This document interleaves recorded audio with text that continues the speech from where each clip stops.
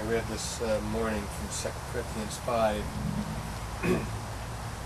Very appropriate passage. I'm reading it out of the Message.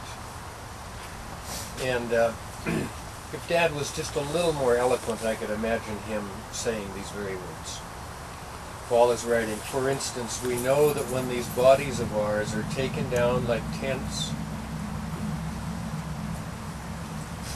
and folded away,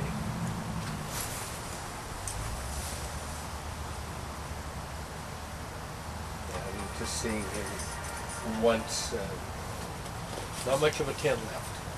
I'm sure your dad can say that eloquently now. Yeah. Any trouble with words? And in King James. Sorry, Dad, this is the message. And I put the message on your program too. You'd probably like it now. Oh, sure. When these bodies are taken down like tents and folded away, they will be replaced by resurrection bodies in heaven. God made, not hand-made. And we'll never have to relocate our tents again. Sometimes we can hardly wait to move, and so we cry out in frustration. So Dad was like in his grandmom in their last days. Compared to what's coming, living conditions around here seem like a stopover in an unfurnished shack, and we're tired of it. We've been given a glimpse of the real thing, our true home, our resurrection bodies. The Spirit of God whets our appetite by giving us a taste of what's ahead. He puts a little of heaven in our hearts so that we'll never settle for less.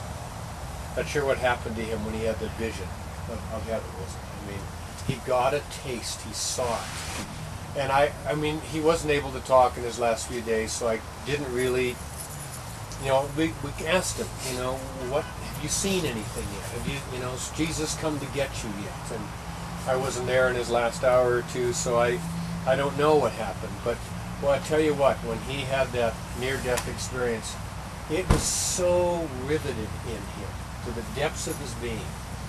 And I mean, I'll share this at the memorial service, but there he was, mostly dead, and couldn't talk, could barely see. And I asked him in the morning. I mean, he was already, in a little bit of pain, breathing so laboriously. And I said, "Dad, how you doing?" And he looked at me and he went, that sort of thing, went, "It's going great.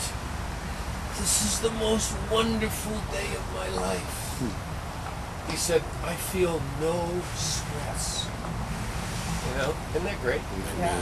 For a man who was so driven and so all his life, to come to that place of feeling absolute peace. And I was so happy for him. And Paul goes on to write, "That's why we live with such good cheer.